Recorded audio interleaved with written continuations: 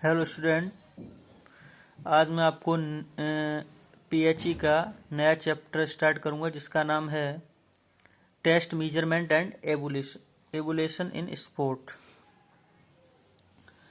जो कि एक नया चैप्टर है। चैप्टर 6 हम लोगों ने पढ़ लिया था। आज नया चैप्टर पढ़ाऊंगा, चैप्टर 7, जिसका नाम test measurement and evaluation in sport. चलिए आइए अब हम इसके कंटेंट्स देख लेते हैं। ठीक है, सबसे पहले हम लोग कंटेंट्स देखेंगे। कंटेंट्स क्या हैं इनके?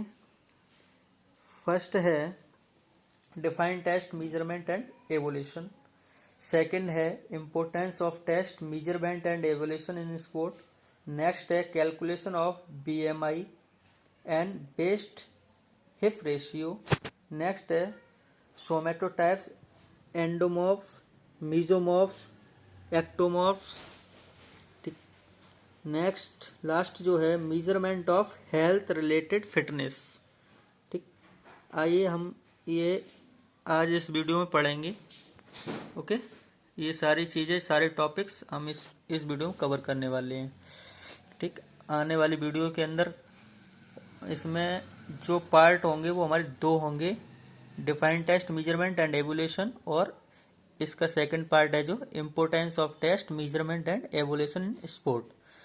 ठीक है, ये दोनों ही टॉपिक हम इस वीडियो में इसके अंदर कवर करेंगे।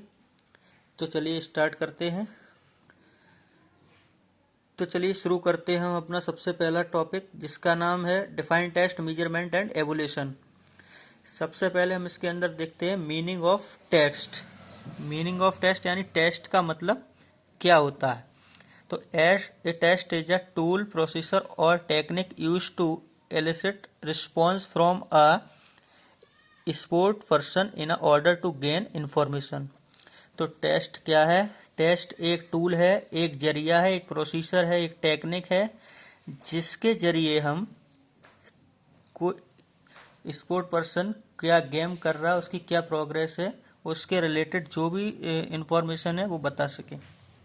This information is to be used as a basis of appraisal of the quantity or quality of element such as fitness, skill, knowledge and values। तो इन इंफॉर्मेशन में क्या होने वाला है? इस इंफॉर्मेशन को यूज़ किया जाएगा। कैसे यूज़ किया जाएगा? उसकी क्वालिटी, उसकी क्वांटिटी, इसकी क्वालिटी और क्वांटिटी। अगर मान लो कोई हम टेस्ट कर रहे हैं, मान लो मैं कोई टेस्ट कर रहा हूँ, तो मैंने बोला एक एथलीट को टेस्ट करना है जो 100 मीटर रनिंग का। ठीक है, तो 100 मीटर को कितनी देर में रन कर रहा है।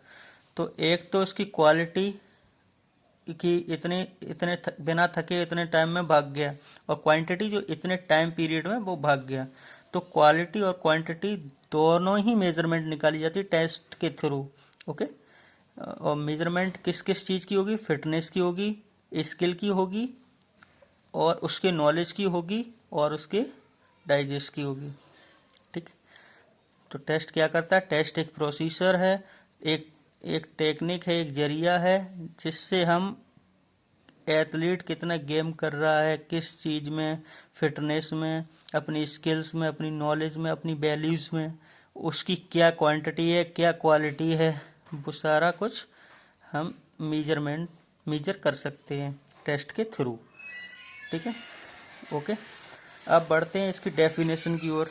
मीनिंग टेस्ट की डेफिनेशन क्या है? A test is a tool which is used to evaluate the skill, knowledge, capitulate और एप्टीट्यूड ऑफ एन इंडिविजुअल और अ ग्रुप।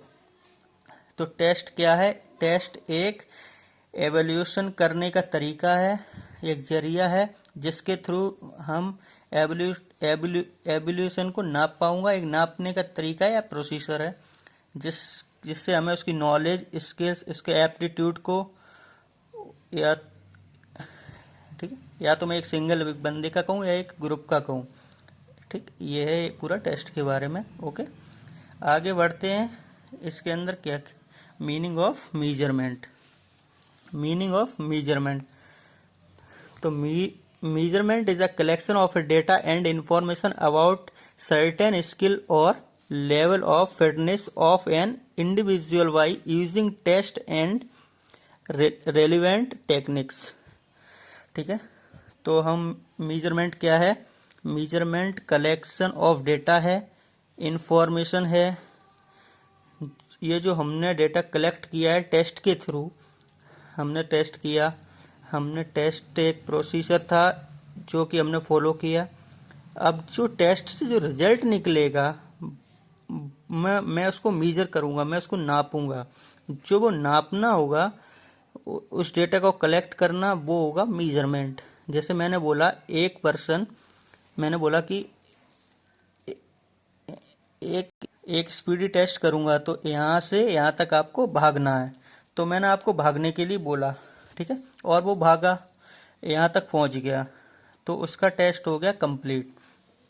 ठीक है, अब मैं उसको देखूँगा कि उसका कैसा परफॉर्म हुआ है, कैसा उसने परफॉर्म किया, उसको वैल्यू के अंदर उसके भागने को मीज़र करूँगा। तो मैंने बोला आप यहाँ से यहाँ तक मान लो 2 मिनट के अंदर भागो। ठीक है, तो जब 2 मिनट है, ये जो नापा है यही है मीजरमेंट, यानी कितने देर में भागा है, 2 मिनट 3 मिनट, यही मीजर है। ठीक है, नेक्स्ट आगे आएगा।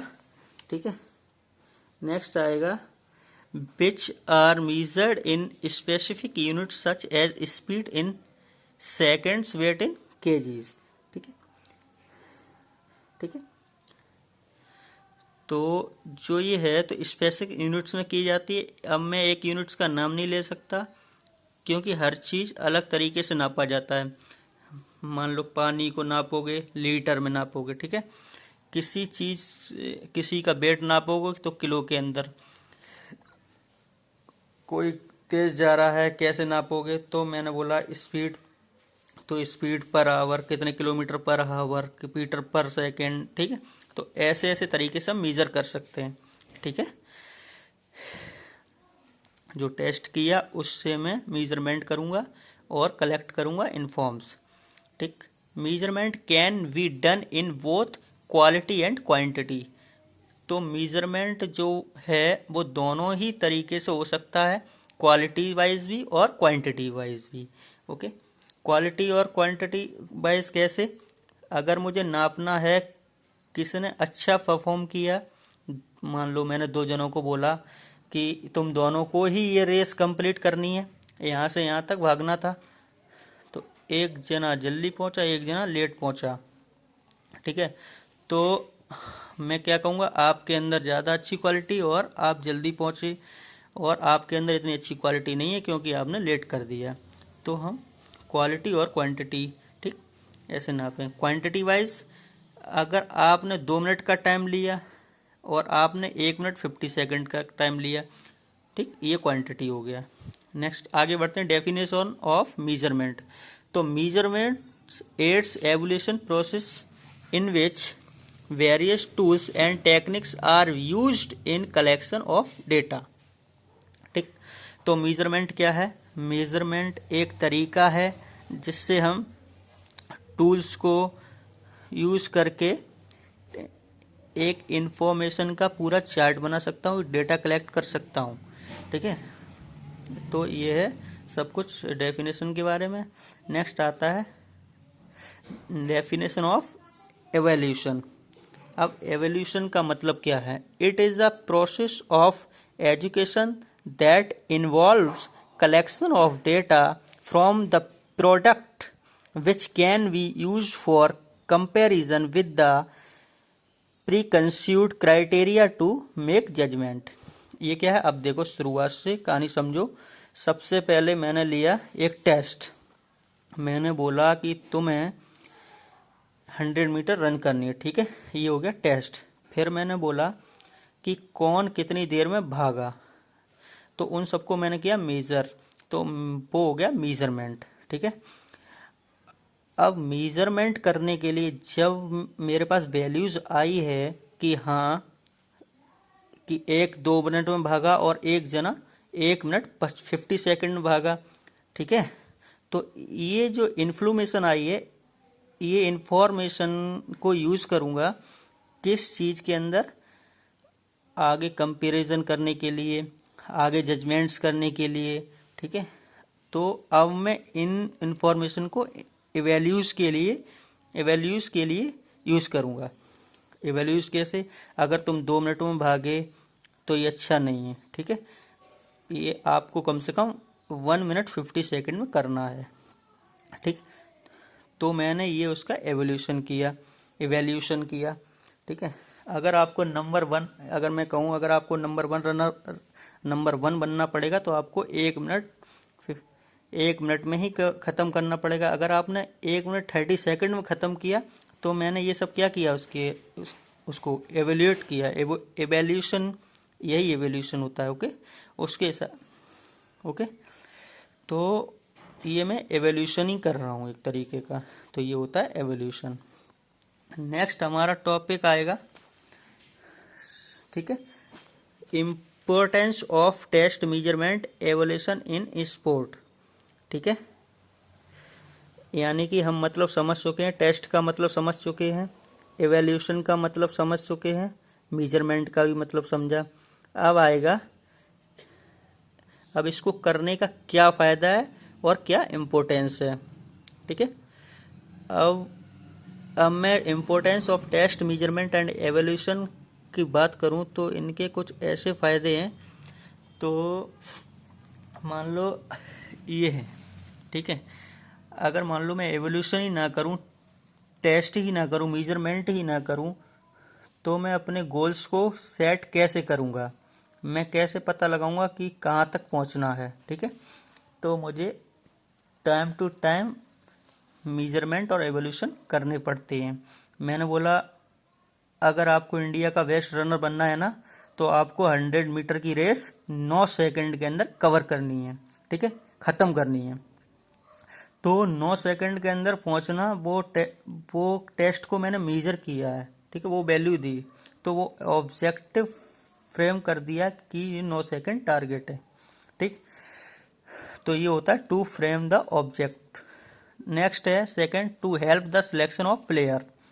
तो to help the selection of player, तो हमें प्लेयर सिलेक्ट करने के लिए भी हमें टेस्ट करना पड़ेगा, उसका मेजरमेंट भी करना पड़ेगा, एवोल्यूशन भी करना पड़ेगा, तभी हमें पता चलेगा कौन प्लेयर अच्छा है, कौन प्लेयर इतना अच्छा नहीं है। नेक्स्ट आता है to help the evaluate the learners, ठीक है। तो जो ये लर्नर हैं, जो सीख रहे हैं, तो उनको हेल्प करेगा एवोल्यूशन के अंदर। उसके बाद है to evaluate the teaching program, कि अब मैं इन जो लोगों ने कैसा परफॉर्मेंस किया, उसके रिजल्ट के ऊपर, उसके मेजरमेंट के बाद उनके एवोल्यूट करके एक प्रोग्राम सेट करूँगा जो उनको फॉलो करना पड़ेगा, ठीक, ताकि अच्छे रिजल्ट आ सकें और अच्छे रिजल्ट आ सकें। नेक्स्ट है to know the capabilities and abilities of players, कि कितना ये प्लेयर कितना एफिशिएंट है, कितना अच्छा काम कर रहा है, ये कैसे पता चलेगा। जब तक मैं उसकी कैपेसिटी को नापूंगा नहीं, तब तक पता नहीं चल पाएगा। मैंने कैसे बोला, उसेन बोल्ट जो है वो बहुत बेस्ट रनर है पूरे वर्ल्ड का, क्योंकि मैंने नापा उसको, तभी तो जान पाए, तभी तो माना कि वो सबसे तेज भागता है, सबसे तेज भागा, ठीक है। फिर उसकी मेजरमेंट करी, ठीक, तो वो इतने 9 सेकंड में भागा। तब मैंने एवेल्यूशन किया कि इससे तेज कोई भाग नहीं सकता, ठीक है। तो मैं प्लेयर्स की एबिलिटीज और कैपेसिटी उसकी मेजर करने का काम करता है ये सारी चीज़, ठीक है। To study the need of the participants, तो पार्टिसिपेंट्स को क्या ज़रूरत है स्टडी करने के लिए, टेस्ट मेजरमेंट और एबिलिटीज़ की ज़रूरत है, ठीक है। मान लो मैंने बोला कि एक जगह कि, ठीक है, मान लो तुम भागते हो तो बहुत अच्छे हो, लेकिन स्टार्टिंग टाइम में बहुत टाइम लगाते हो, स्टार्ट करने में बहुत ज़्यादा टाइम लगा देते हो, तो मैंने उसकी कमियों को पकड़ा, ठीक। तो कैसे पकड़ा, टेस्ट के थ्रू उसको मेजरमेंट किया, ठीक है, ठीक। उसको स्टार्ट करने के अंदर ही 2 सेकंड का टाइम लग जाता है, जबकि 1 सेकंड का टाइम लगना चाहिए। ये मैंने एवोल्यूशन किया, कंपैरिजन किया दोनों के वैल्यूज को, ठीक है। तो ये है। नेक्स्ट है help to conduct the research. अब इन्हीं कंफर्मेशन के बेसिस पर मैं रिसर्च कंडक्ट कर सकता हूँ कि जनरली लोग इतने तेज भागते हैं, ये सब चीज़, ठीक है। Help to achieve aims and objectives, ठीक ठीक। अब एम्स और ऑब्जेक्टिव जब सेट ही होंगे तो जब तक हम टेस्ट नहीं करेंगे तब तक कैसे पता चलेगा, ठीक है। जो हमारे एम्स हैं, जो ऑब्जेक्टिव, उनके टारगेट जो सेट होगा उसके हिसाब से मैं आगे एक्शंस लूँगा।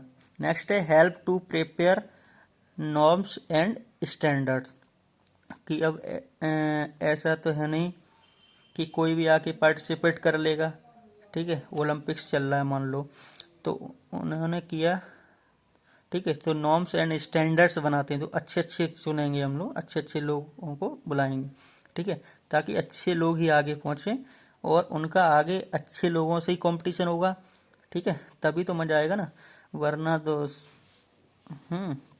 वरना एक मान लो बूढ़ा है, एक जवान है, तो कैसे कर लेंगे, तब हम उसका, ठीक है, नॉर्म्स एंड स्टैंडर्ड्स नापेंगे, ठीक। तो तभी पता चलेगा असली में कौन अच्छा है, तभी उसमें ज़्यादा मजा आता है स्पोर्ट्स में, ठीक है। नेक्स्ट आता है help to predict in advance the performance potential of players, ठीक है।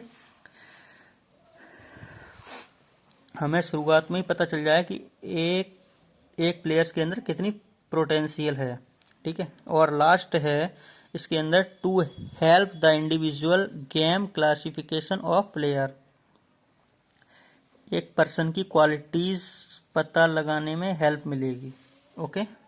तो ये था सारा का सारा टेस्ट, मेजरमेंट एंड एवोल्यूशन के बारे में। आई होप कि सबको समझ में आ गया होगा, ठीक।